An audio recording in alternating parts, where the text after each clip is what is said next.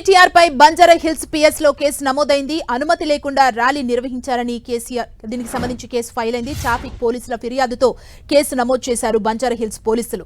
నిన్న ఏసీబీ విచారణ అనంతరం బీఆర్ఎస్ ఆఫీస్ కు ర్యాలీగా వెళ్లారు కేటీఆర్. ఈ ర్యాలీపై ట్రాఫిక్ పోలీసులు ఫిర్యాదు చేయగా కేటీఆర్ తో పాటు పలువురు బీఆర్ఎస్ నేతలపై కేసు ఫైల్ అయింది.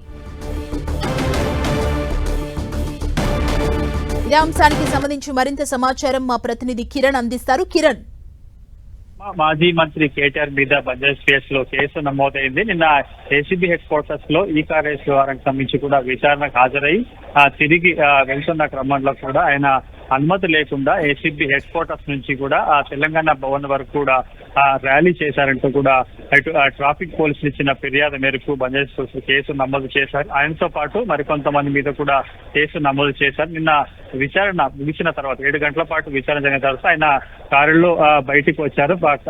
గేటు వద్ద మీడియాతో మాట్లాడే క్రమంలో కూడా అక్కడి నుంచి ఆయనని పంపించే ప్రయత్నం చేశారు. కానీ పోలీసుల మాట వినకుండా కూడా కేటీఆర్ ఏసీబీ హెడ్ క్వార్టర్స్ నుంచి కూడా అటు రోడ్డు మీద వరకు మీడియాతో మాట్లాడుతూ అదేవిధంగా పోలీసు అధికారులతో దురుసుగా ప్రవర్తించారని కూడా ఈసారి వీటితో పాటు ఏసీబీ హెడ్ క్వార్టర్స్ నుంచి తెలంగాణ భవన్ వరకు కూడా ఎలాంటి ర్యాలీ అనుమతి లేకుండా కూడా ఆయన వెళ్లడంతో ట్రాఫిక్ ఇబ్బందులు ఏర్పడిన కోణంలో కూడా ట్రాఫిక్ పోలీసులు ఇచ్చిన ఫిర్యాదు మేరకు అటు వెంజలిస్ పోలీసులు కేసు నమోదు చేశారు. ప్రస్తుతానికైతే దీనికి సంబంధించి కూడా ఇంకా బీఆర్ఎస్ పార్టీ వరకు స్పందించాల్సి నిన్న అటు విచారణ తర్వాత ఆయన ముగిసి వెళ్ళిన తర్వాత కూడా అక్కడి నుంచి వెళ్ళేటప్పుడు కూడా పెద్ద సంఖ్యలో పార్టీ కార్యకర్తలు రావడంతో కూడా కొంత ట్రాఫిక్ అంతరాయం ఏర్పడిందనే కోణంలో న్యూసెన్స్ చేయడంతో పాటు ట్రాఫిక్ ఇబ్బంది కలిగించారన్న కోణంలో ట్రాఫిక్ పోలీసుల ఫిర్యాదు మేరకు పోలీసులు కేసు నమోదు చేశారు. కేటీఆర్ తో పాటు పలువురు బీఆర్ఎస్ నేతలపై కూడా కేసు ఫైల్ అయినట్లు తెలుస్తుంది కదా, ఇందులో ఎవరెవరు ఉన్నారు?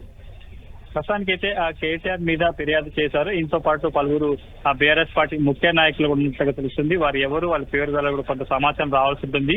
అంటే ముఖ్యంగా ట్రాఫిక్ పోలీసుల ఫిర్యాదు సంబంధించి కేటీఆర్ తో పాటు ఎవరి పేర్లను అందులో పొందుపరిచారని కూడా కొంత సమాచారం రావాలి. ప్రస్తుతానికైతే కేటీఆర్ తో పాటు పలువురు బీఆర్ఎస్ నాయకుల మీద కూడా బంజారా కేసులో కేసు నమోదైనట్టుగా తెలుస్తుంది. కిరణ్, అంటే ఈ ర్యాలీకి అనుమతి ముందుగా తీసుకోలేదా? అసలు ట్రాఫిక్ పోలీసుల వర్షన్ ఎలా ఉంది? వాళ్ళేం చెప్తున్నారు?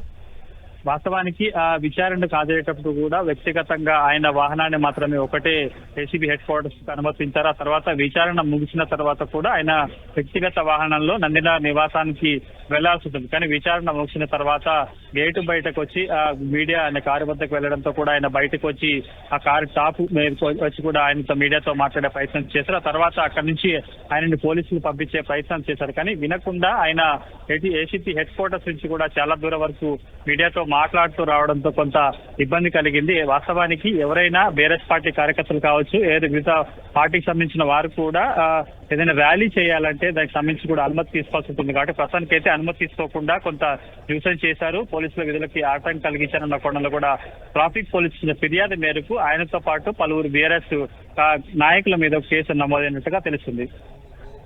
Thank you Kiran.